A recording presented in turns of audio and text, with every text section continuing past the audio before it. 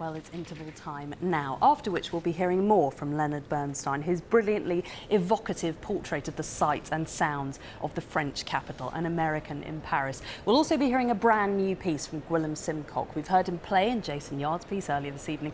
He'll be premiering his new work just a little later on. We'll also be joined by Michael Collins, who's going to whisk his way up here after he catches his breath.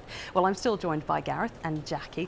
Gareth, a review of the first half. Did it swing for you? Yeah, it did. It did in parts. So it was very interesting for me to hear the Stravinsky next to the last piece, because Bernstein's so much inside the American experience, and obviously Stravinsky coming from outside. We were just saying that as we were listening to it, that it feels very sombre, very 1940s, and Bernstein's so brash and back to a bit more of that joy that you get with Gershwin. Stravinsky sounds quite a sad piece to me. It sounds quite solemn and very heartfelt, whereas that one is, I mean, it's such an exciting piece. And at the beginning, you can hear his, his influence of Stravinsky, you know, with the kettle drum, and then goes into kind of West Side Story bit and swinging jazz. And that was Matt Skelton on drums, who's actually a very well-known, fantastic jazz drummer. So it was lovely to see him. Yeah. There is an argument, I think, to say that Stravinsky's jazz comes from the head and Bernstein's comes much more from the heart. Not that either of them were any less an orchestrator or a composer than the other, but as you said, that Bernstein sort of lived and breathed at a molecular level, the experience of what it was to be inside American jazz. Yeah. Stravinsky was an outsider, arrived in America, turns up and finds this art form that isn't indigenous, isn't his own. I think Bernstein could never really shake that off, and always, I think, struggled to decide whether he was a serious composer or a jazz composer or a West End composer. And it's really interesting, this concept. There's so many artists are struggling with exactly that. And you can see, I mean, the Simcock later on in the next half is so exciting because it straddles that gap very well. For me, it's just great music, you know, that crosses the boundaries. Well, I was going to ask whether or not we sort of harked on too much about classical and jazz and those divisions. We'll find out a little later, because first of all, let's just join Charles, who's downstairs with Gwilym Simcock. Thanks very much indeed, Suzy. Yes, I'm joined by this extraordinary man, a man with a brain the size of Britain, I would say. Gwilym, I'm so much looking forward to going out there with you a little bit later and premiering your new concerto. Let's talk a little bit about the process, because we've had this wonderful opportunity of kind of me and the orchestra working with you and working with the piece as it's developed. It's been good, hasn't it? Well, that's been invaluable for me, because this is the first piece that I've written for an orchestra, and I've never had any lessons at it. So sort of just basically looking at scores and coming to the orchestra and being able to workshop the music with you and getting to know the personalities of the orchestra, which is so important when you're writing music. You've got to think of the people you're writing for. And as you know, that this orchestra, they're such lovely people. It's absolutely, you know, a pleasure to write for them and work with. Well, they certainly feel that about you too, at the danger of this all getting terribly purple and kind of, you know, warmy. But the fact is that they've really enjoyed spending time with you. And also, I suppose, coming to the performance now, because they've worked at it with you through the kind of nascent stages of the piece, they feel some sense of ownership of it as well. Well, the whole journey, I mean, we've been together for most of the week, and again, you know, I think it feels like we're ready to play it, and it gets to a nice stage with a new piece where you've rehearsed it and you've got the detail together, which we, of course, we have, and now we're just ready to play it and see what happens at the next level of performing it. What were your preconceptions before you wrote this piece? Because as you say, this is the first large-scale work you've written for yourself to play with orchestra. Obviously, you spend a lot of your time working with improvising jazz musicians. It's a slightly different world from the one that an orchestra occupies. Well, I think the thing is that a lot of people think that jazz and classical worlds are very far apart, where actually there's so much in common. And for me, the challenge is the improvisations should fit into the grand scheme of the music without everyone actually sometimes knowing whether the music is written or improvised. And if we can merge the sort of jazz and the classical side with a strong thread of melody, then that for me hopefully will make the piece a success. Let's just talk through the actual structure of the piece for a minute. It's called Progressions, and it is very literally that, isn't it? Through 6 sections, kind of taking various tunes for a walk. Yeah, well, one thing I wanted to do, you know, as any budding composer will say, the important thing is to use the material sparingly, you know, to find a theme, and I wrote a theme that we hear after the orchestral introduction. I take over the main theme in a classic kind of piano concerto way, and basically everything else that happens in the piece is a development of material from the original theme. And I think it's safe to say that the piece starts in a very sort of traditional classical serene manner and gradually builds up as we go on, and halfway through I get to have a little sort of cadenza improvised moment on my own, which sets up the second half, which is a lot more sort of groovy and a lot more rhythmical, and takes us up right to the very end. And of course, an integral aspect to your role in the piece is your trio around you, that you've got Phil Donkin on bass and Martin France on drums. they're essential, really, to your conception of this kind of piece. It'd be unimaginable for this to be a piano concerto with no trio. Well, for me, one of the first things when we talked, with the various people about doing this piece, I really wanted to get them on board as well. And again, we're the link. Well, you're the link really between us and the orchestra. And that's another thing that I feel has developed is our relationship as a trio with the rest of the orchestra during the time that we've sort of played the music together. Well, absolutely, because in fact what you do as jazzers is exactly the same as what chamber music is all about. So everyone relates to that and can get right into it. Gwilym, so much good luck for what's coming up. I can't wait to get out there with you. Yeah, looking forward to it. Cool. Thank you. Suzy, back to you. Exciting stuff, and we're promised a very groovy second half, so looking forward to that. Well, I'm delighted that Michael Collins has joined us hot off the stage. Very hot. Particularly after you've had not just one, but 2 performances to give this evening, so congratulations. Thank you for joining us. Yeah. The Stravinsky is, well, they're totally different pieces, aren't they, those two? Aren't Just they? couldn't be more different. What do they like to play? Very strange, I have to say. I was saying earlier to someone, to walk on and just stand there and count all these bars rest, when all the colleagues behind you are playing all this difficult stuff, and to suddenly come in with something actually technically quite difficult, and and play this duet with the trombone to start with, and then play this rather fast technical passage just from cold. It's difficult stuff, and that's the problem with the solo part of the Stravinsky. The solo clarinet part, it's rather sort of unemployed most of the time. So unemployed that you forgot your music. I know. I'm not going to let that one go. What happened? I won't expect. Well, I think I did give it to someone backstage, just but went- it just sort of. Somebody's being It fired disappeared, even yeah. as we speak. Well, it made its way onto the stage, Yeah. so that's absolutely fine. The Stravinsky, we were saying before, doesn't necessarily always feel like an easy meeting of Stravinsky and jazz in the way that maybe the Bernstein does. I don't know how that feels to you when you're inside the music. Absolutely. I mean, there are 2 things going on for me when I'm playing the piece. That is, the colour of the music, the sound world. It's very much Stravinsky, and he's on the other side. The rhythmical side. He's trying to, bring in the jazz influence, and putting the 2 together. I mean, it works. Somehow it works, but it's very strange to be in the middle of it somehow. Whereas the Bernstein just It's swaggers all its way there. onto It's the all stage, there. doesn't it? Yes, I mean, I just find my sort of foot tapping. I know I shouldn't when I'm playing, but it starts immediately. Yeah. You're into the swing, into the groove straight away. With the Stravinsky, you're in two worlds really. Should I be a classical player? Should I be a jazz player? And there's this question mark throughout the whole piece for me. Very I thought it almost it took off at the end of the Bernstein. It almost sounded like Rhapsody in Blue. We thought there's that bit there's Big it listen, soars you know. up. Oh yeah, it's wonderful, isn't it? Yeah, Yeah. Oh, you could hear it. Yeah. That's great. Oh yeah, loud and clear.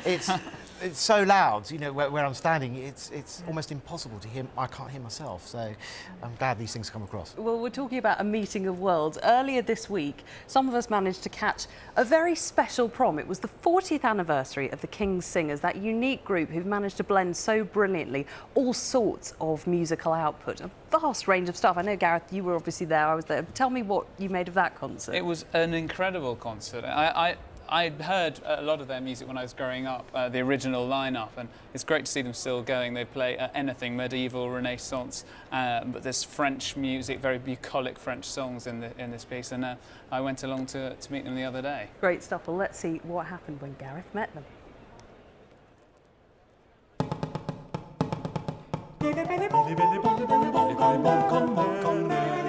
They'll sing anything from Bach to Beatles, and with a huge global fan base and over 100 concerts a year, they're one of the UK's proudest exports. This year they're back at the Proms for a very special 40th anniversary concert. They're all in there now. I'm really looking forward to meeting them, and I'm hoping that they're going to let me sing with them as well.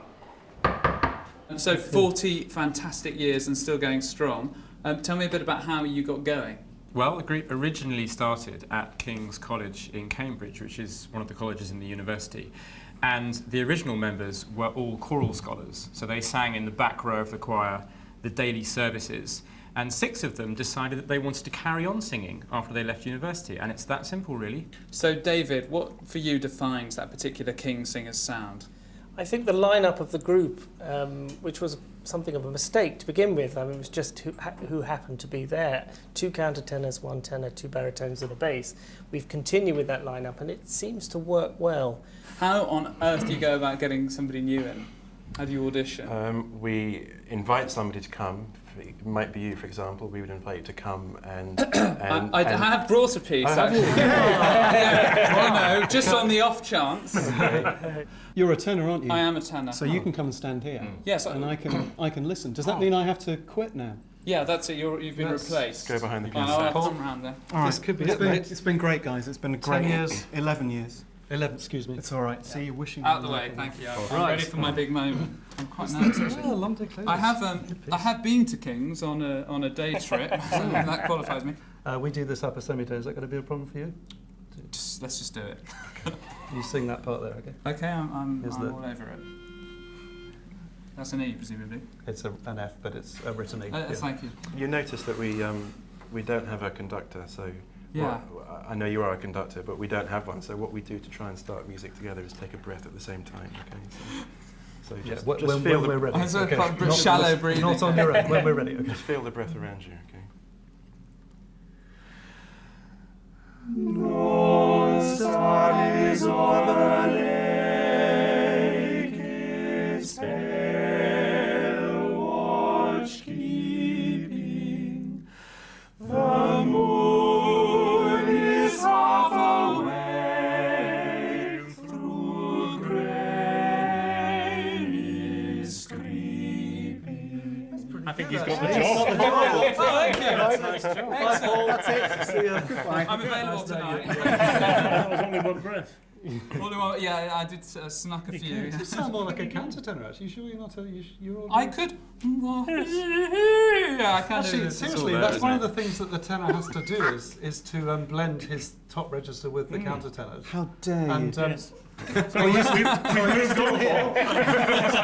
do come Any back. reason you're still here? But I must say, no vibrato. I'm sorry, I'm a little bit. Yes. And also, people come and they tend to sing a little bit too loud because they think, oh, I've got to be heard. Yeah. And the whole point in this sound is that you have not got to be heard. You've got to be. You've got to be not heard. I think, and plus, with all the French repertoire you're going to do, I think I will leave it to you tonight. Thank you very much for the opportunity. I'll tell you what, Look, why don't you have a copy of our latest CD? Well done, anyway. Thank you. What a consolation prize. Thank you very much. Right, that's me. Thank you, gents. Goodbye. Excellent. At last, Gareth Malone has to do an interview. Well, you can tell it's live because people have to go and sit down. So it definitely is a live concert, ladies and gentlemen. Anyway, Gareth, I'm delighted that you had to do an audition. It's about time. Yeah, that was one of the sweatiest moments of my life. It was really, really marvellous. They are so enthusiastic about the music they make, and it's such a wide range. It's incredible. At times they do almost sound like an early music outfit, and then they're singing Victorian part songs, which has a completely different, like a Victorian glee club feel to it. But the way that they just approach, I think that simplicity of having 6 people standing on stage, they're not having any tuned instruments, and they have this sort of innate sense of connection, of breath, of how do they do it? It's very impressive. If we all breathe together and then sort of go, you just feel it. I mean, I was a little nervous then when I was with them, but you can feel this sympathy around you.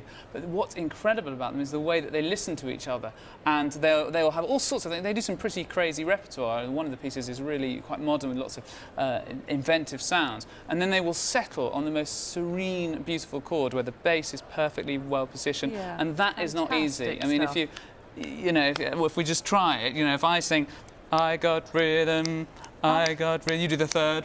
I got rhythm. You do the fifth. I got rhythm. I got rhythm. Well, actually, I think. Well, do you know something? Fabulous as you are, can we just have a taster of the singers themselves doing it? Thank you.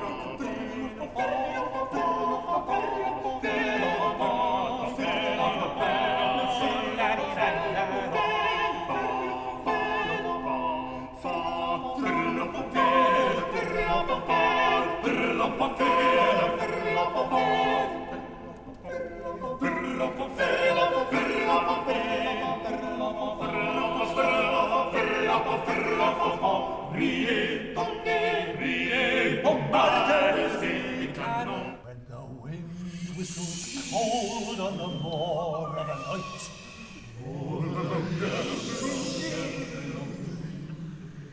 and Tom Pierce his old mare to the pig.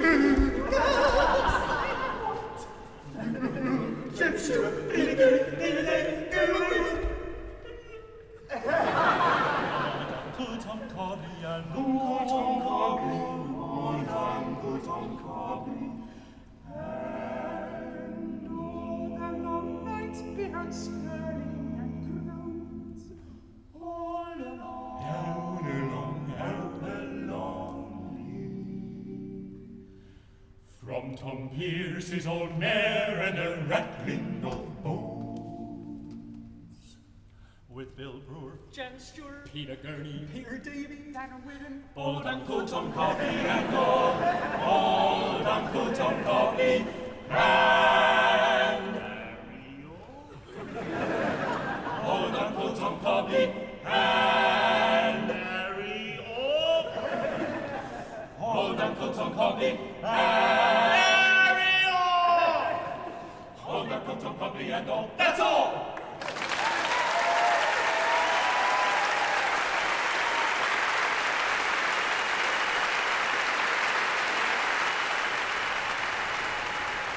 Great stuff, an extract from the King's Singers Prom earlier this week. They were singing extracts from La Guerre by Jacqui and an arrangement of the folk song Widdicombe Fair.